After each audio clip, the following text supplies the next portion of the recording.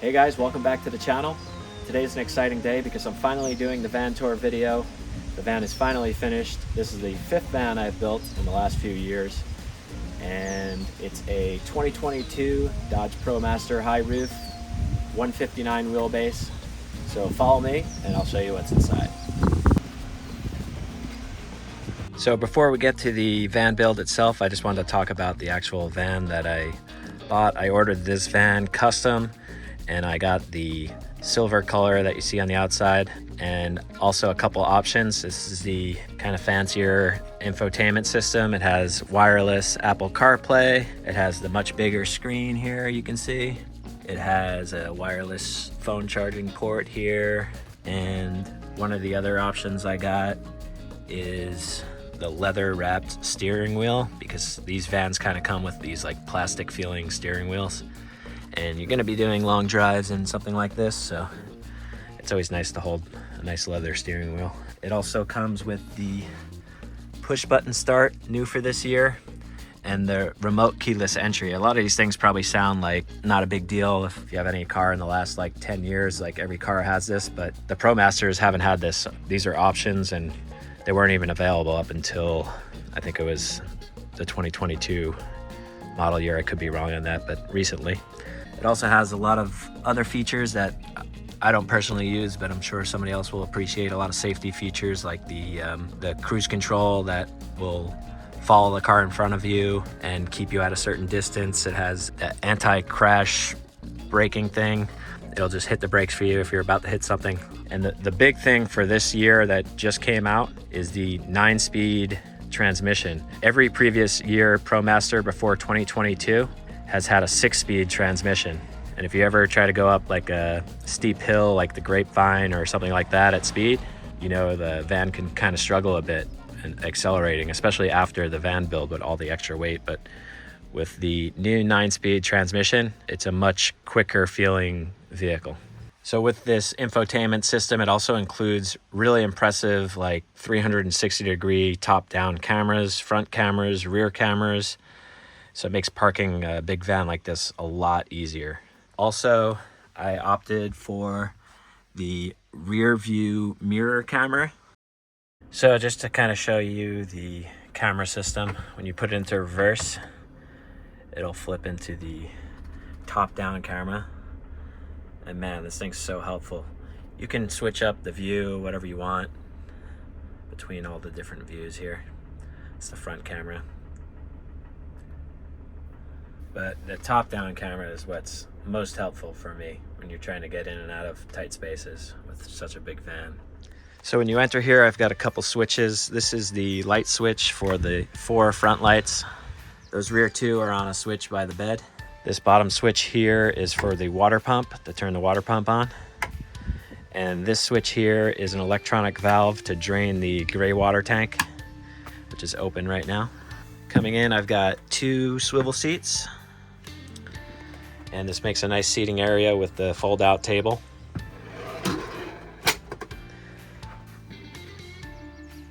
I also built this step here so that it's a more natural feeling when you're sitting on the swivel seats or the bench seat. I made that at the same height as the swivel seats so that your feet can still touch the ground. Because when you swivel those without the step here, it's just a little bit too high. But you can see here with the step, it's like right at the perfect comfortable height for your feet. In the front here, I've got the blackout curtains that are insulated, which make a huge difference on a hot day. You close this off here.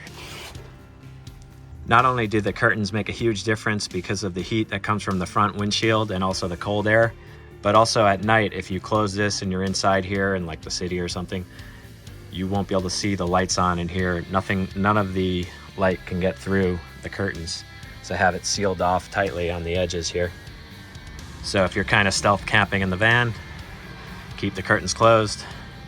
If you're at like a campsite that you're allowed to be at, then I usually keep this all open, and then I have magnetic curtains that go on the side windows and also on the front windshield there.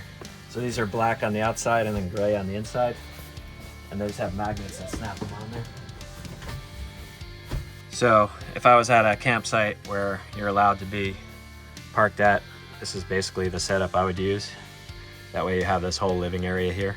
If you're stealth camping, then it's close the curtains and make it look like nobody's in here.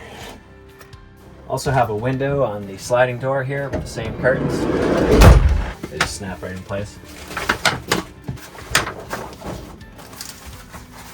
So they also fold down pretty small, so I can just store them right up there when I'm not using them. Up here I keep a Bluetooth speaker, some knives, a Rambo knife up here. So over here you can see I switched back to the propane cooktop. I did experiment with the induction cooktop on the last van. Definitely decided that propane's the way to go. For me, somebody who likes to cook, there's nothing better than cooking with propane. I don't like electric or induction. One of the main reasons I wanted to use the induction cooktop on the last one was because the propane tank takes up so much space inside the van when you have to make the enclosure around it and all of that. The reason I went with that on the last one was to save the space. I think I solved that problem, however, by installing the propane tank under the van this time. And I actually used the same tank that they use on like the Volkswagen Vanagons. I'll show you what that looks like here. And the other downside for using induction is it takes up a tremendous amount of battery. So you would need to add another battery. I had 3 batteries on the last van, just basically to use that induction cooktop. Under the sink here, all of the cabinet doors are on these RV latches. I also keep a second Coleman cooktop for cooking outdoors. Dustpan, fire extinguisher. One thing that a lot of people don't think about is where to put trash. And that's where we have our trash here. I've got a pull-out trash can. Some more storage behind it. Extra trash bags. But yeah, I just really like the way this cooktop works. It's been very reliable. I've used it, I think, on 4 of the 5 vans. Got the faucet here, retractable hose for that. This can reach outside. Soap dispenser. Built-in cutting board here, mahogany cutting board. And a very deep Rivati sink. And this all goes into a gray water tank, which can just be drained by flipping this switch. And over here I've got 3 more drawers. This one I keep mostly cutlery. And I have all RV latches on these as well. So it goes about almost all the way in, and then you have to lock it in, so now it won't open while you're driving. This one's empty at the moment. Then I usually keep the pots and pans down in this one here. Got some cast iron, and I like to keep something in between each pan so they don't rattle while you're driving. Try to make nothing in the whole van rattle after the build. That's the goal. Up here above the sinks where I keep all the plates and bowls and those sort of things, and coffee equipment. Got the French press back here.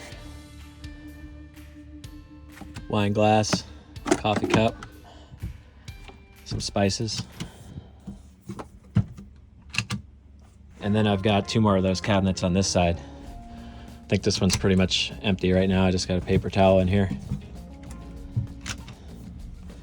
And usually I use clothing on this side. Obviously I'm not living in the van, so it's pretty much empty right now. But I would do more clothing storage up there.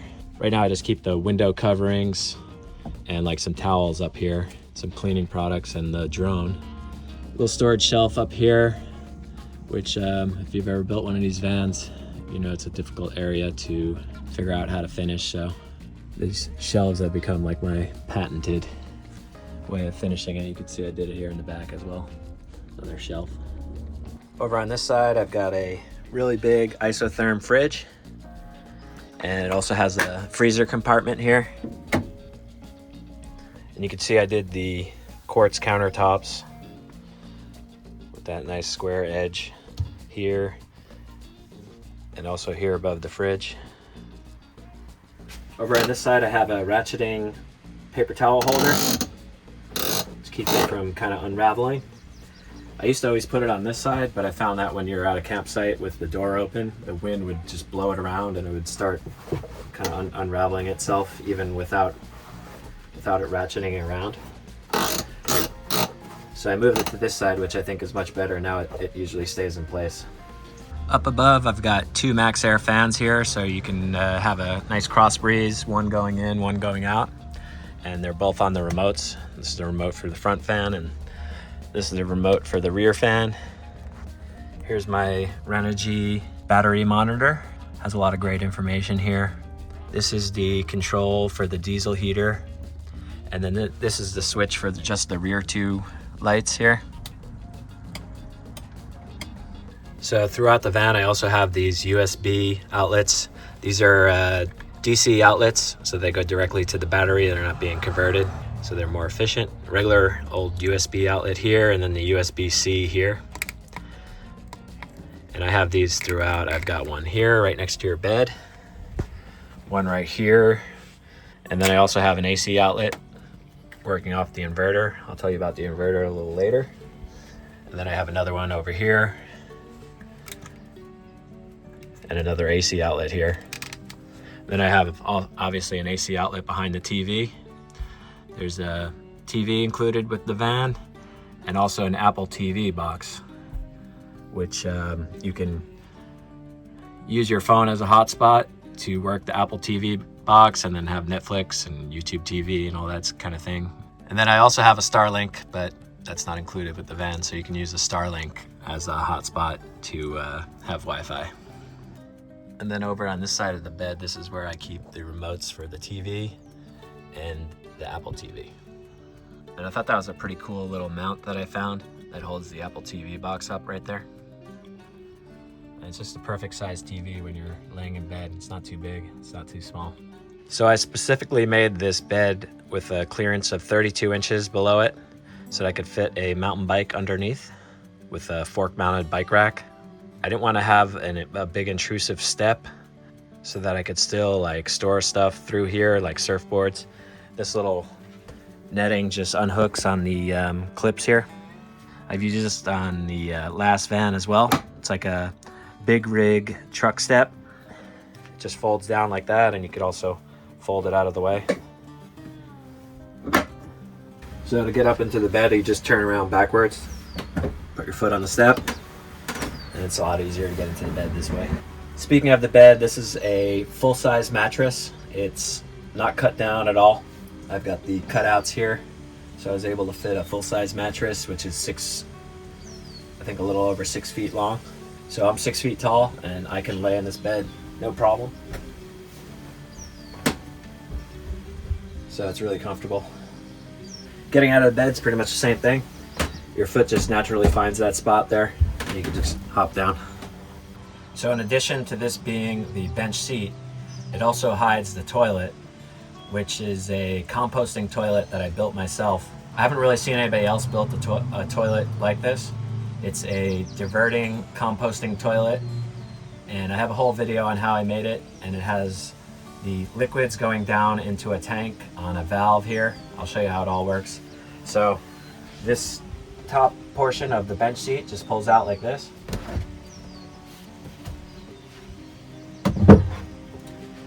And here's the toilet. So you can see here, liquids go down through this tube. It goes under the van into a tank. And then to drain the tank, it's open right now, there's nothing in it. And to close the valve, you just flip that switch, keep the valve open, flip that switch. There's also plenty of storage right down here. And the way this works, all the solids go into this basically garbage bag. You can buy composting bags.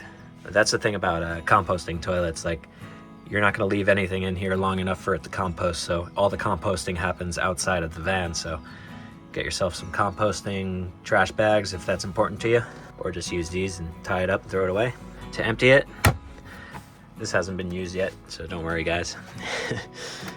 This just pulls up.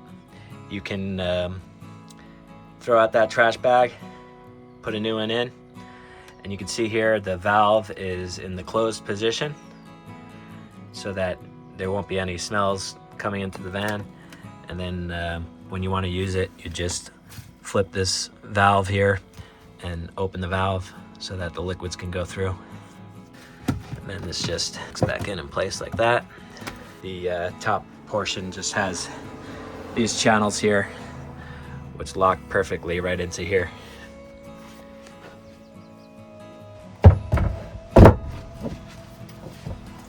There you have it. Now it's back to a bench. I have a cushion for this. It's like a custom 3-inch cushion, but I found out it was actually more comfortable just the way it is, so I like it without it. And then this is a nice seating area here. Could work, face each other. Another thing I should mention is the van is very well insulated. I have 1 inch of foam insulation on the subfloor, and then the entire ceiling and walls are all insulated with the spray foam insulation. In addition to its like insulating qualities, I also find that it actually gives like a structural rigidity to the van, and it feels like more stiff when you're driving it in a good way. It's actually pretty impressive, the sound deadening insulation that comes from the spray foam insulation. So like when I close the door, like you can hear these cars coming by right now, but if I close the door, just gets really quiet in here. I could have the music playing from the Bluetooth speaker, and when the doors are closed, you can't hear anything outside. So why don't we go outside and I'll show you what we got going on in the back of the van. You can see here on the rear of the van, I have the aluminum Prime Design ladder. I've used this on every van now, and I think it's the best ladder. It's really sturdy. All right, let's take a look at the garage and the power system. So you probably noticed when I was inside the van, the blue light coming from the garage area. That's the switch right here, which gives a really cool effect at night. You can't see it as much right now during the day. And then I also have just a white light here for the garage, if you're trying to find stuff back here at night. What's really cool though is that I carried the blue light into the electrical cabinet here. And at night it looks really cool when it's backlit. It doesn't show up so well on the camera, but you can kind of see the whole solar system here. And this is just on the RV latches. I've got 2 handles. You just grab each handle and pull it off. Here's the remote for the inverter right there. So what do we have back here? I've got a 206 amp hour SOC battery right there, lithium ion battery. I've got the Lynx power in. This is where all the fuses are held right there in the one location. I've got the Renogy DC to DC 50 amp charger. With this charge controller, it's kind of like an all-in-one device. This is your charge controller coming from the solar panels. It also has alternator charging. If there's no sun where you are, if you start the van up, you get 50 amps of power charging your batteries. Here I've got my DC fuse box. Maybe I'll take the cover off so we can see everything a little closer. So here's the DC fuse panel, and then I've got a shutoff for the solar here and a second shutoff for the battery. So this is my Renogy inverter charger. So this has shore power charging capabilities. This is the first time I've had real shore power charging. I'll show you the nice sleek plug I installed here on the outside of the van. This little rubber thing flips up and you can just plug an extension cord in there and charge up your batteries that way. I've never had to use this because on the roof I have 400 watts of solar panels on a custom roof rack that I built, and I have a video on how I built that. I'll put a link in the description for that video. I kept some of the hooks, as you can see here, that came with the van so I could tie things down. I have these kind of all over the place. Got one here, one up there, a couple on that side and the other side. Over here I've got some extra storage. These are, this is a shovel and an axe to get yourself out from being stuck, and these are foldable tire tracks, so if you get stuck in the sand or snow, you can lay these out and get yourself out, hopefully.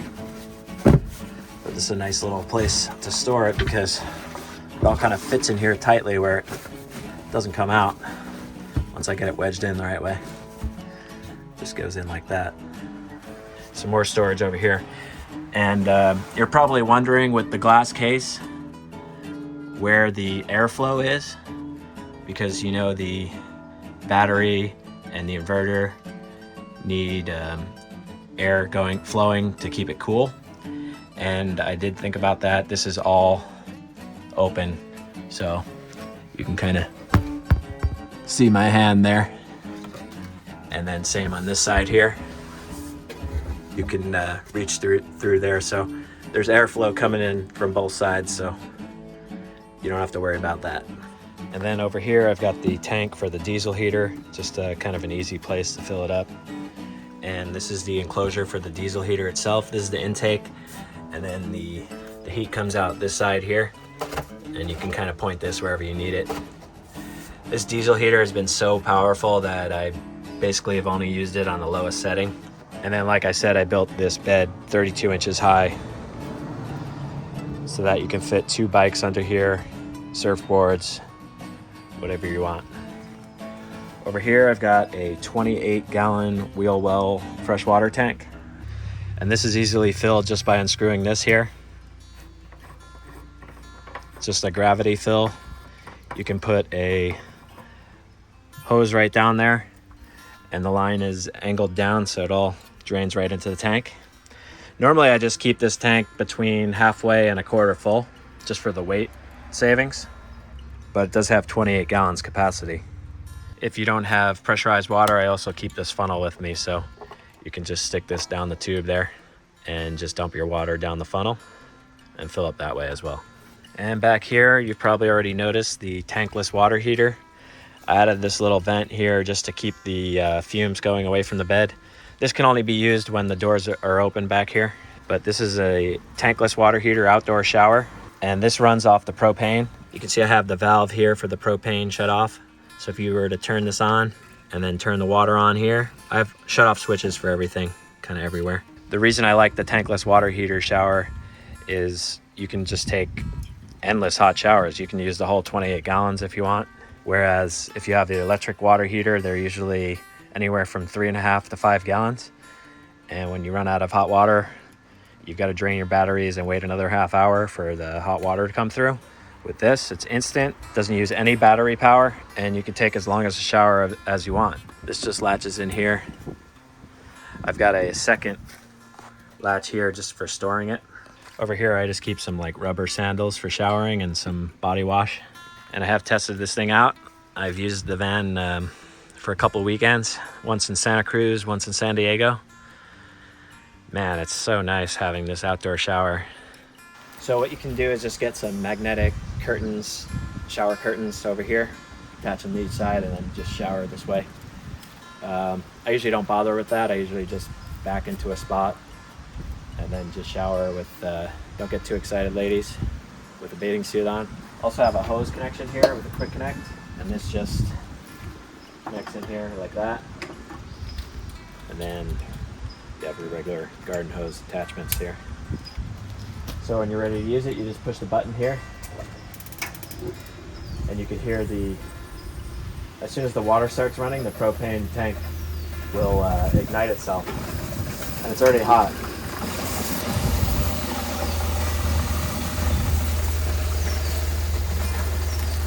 It's like perfectly hot temperature for a shower. Then just hit stop. Done. Then when you're done using it, I always turn the valve off here just to be safe, and the gas valve as well. So originally for this area here, I was going to do the Lagoon table mount, but this fold-up table just works so much better for the space. So now I have an extra Lagoon table mount. I think they're like 165 bucks or something. So if anyone wants it, I'm going to give it away. It'll be the first giveaway on the channel. All you have to do to win it is like this video and put a comment on the video. Just whatever you like best about this van. So I'm just going to take all the names, whoever commented, and put it through like a lottery system and pick it randomly that way. And I'll contact you through Instagram, and I'll just ship you the Lagoon table mount. But I'm not going to do that till the video hits 100,000 views. So if you're watching this video and it doesn't have 100,000 views yet, the Lagoon table mount hasn't been given away. So leave a comment what you like best about this van and include your Instagram handle, and I'll contact you and ship it out. Well, I think that's about it. I hope you guys liked the van. Like I said, this van is for sale, and I'll put the information down below. You're welcome to comment that it's overpriced, but this is the 5th van I've sold, and somebody has commented that already on the previous 4 vans that sold, so you were wrong. And I also have a whole van build series, and everything you see here, I showed how I built it. I think I've got like 15-20 episodes on this build, plus the previous 5 builds. I have a ton of content if you want to check out on the channel. So for those of you who've watched this far, I appreciate you guys. And if you're interested, please go ahead and subscribe to the channel because there's a lot more to come. And I'll see you guys next time. Thanks a lot.